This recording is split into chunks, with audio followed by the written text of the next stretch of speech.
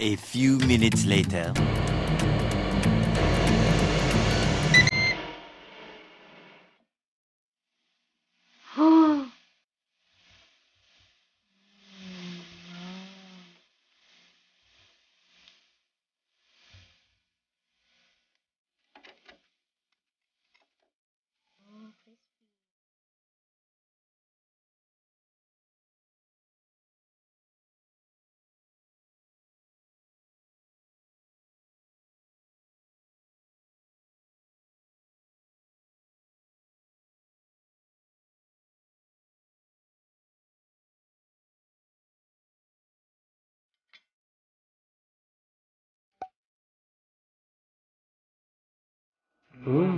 Yummy. Good. Ang lasang Pinoy.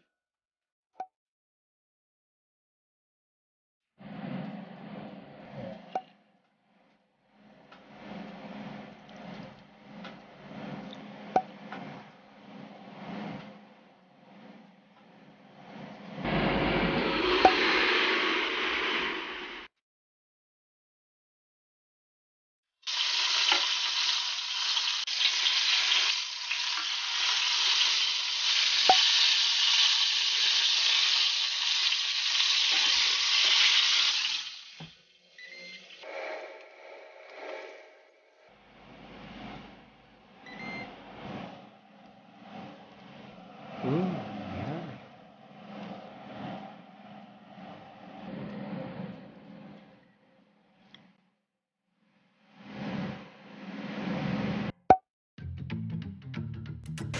Hey guys! Ngayon naman, titikman natin tong pork liempo na binabad sa suka with garlic powder, salt, and pepper.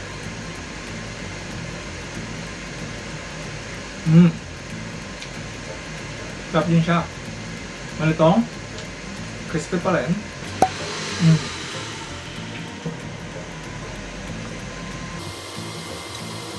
Totoo lang. Parang pareho lang din. Okay na rin siya kahit ano lang, salt and pepper lang. Huwag nyo nang lagyan ng suka or garlic. Pero again, nasa inyo na kung ano yung personal preference mo.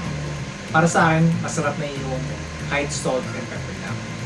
Kung kumpara sa regular frying, kasing sarap siya.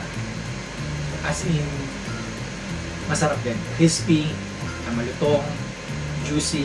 So, nandun pa rin siya. Kasi, I guess, dahil may mga tabatong mga baboy, nagbibigay siya rin ng flavor at ng juiciness. Wala namang nawawala sa lasa. Pero ako, para sa akin lang, kasing sarap siya na parang hinirito. So, if you guys want a healthier version, go with an air fryer. Tara guys, kain tayo.